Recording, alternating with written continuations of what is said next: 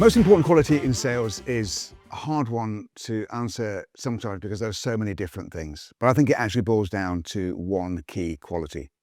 You have to give a shit.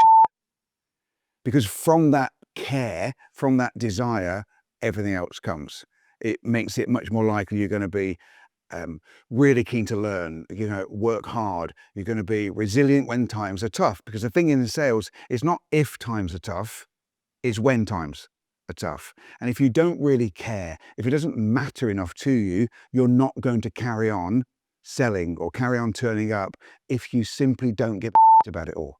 So when I've done recruitment in the past and when I work with people going into sales, it's the attitude and the belief and the desire and the ambition that I'm much more interested in rather than the actual skills that they bring to the party.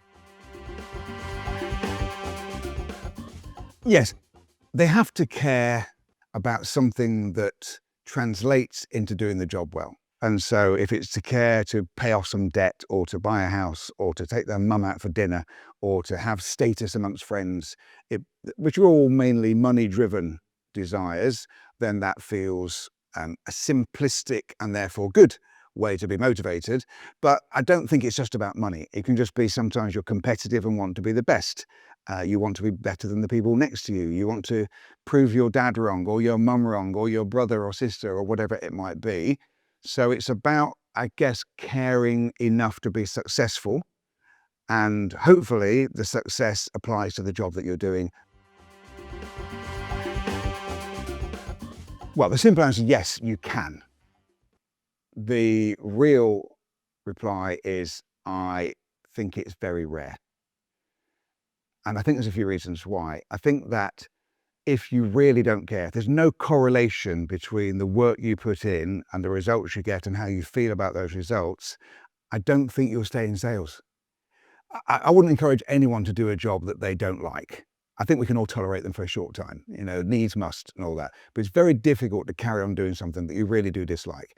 And then within sales, there's so much day-to-day discomfort in being rejected and trying to find things out, and then the product sometimes not working and all these different things, that the payoff has to be big enough at the end, which is going to be partly about what you get paid, partly about the recognition and respect that you have.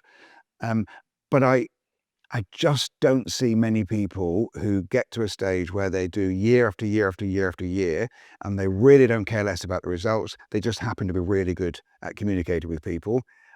I can't even think of a single person in my 20 plus years in sales where they had that. I think it can be that way at the beginning, but here's what often happens in sales. You go in and you don't care, right? Maybe you don't care. You don't care about the product, don't care about the company, don't care about the clients, but then you're good at it.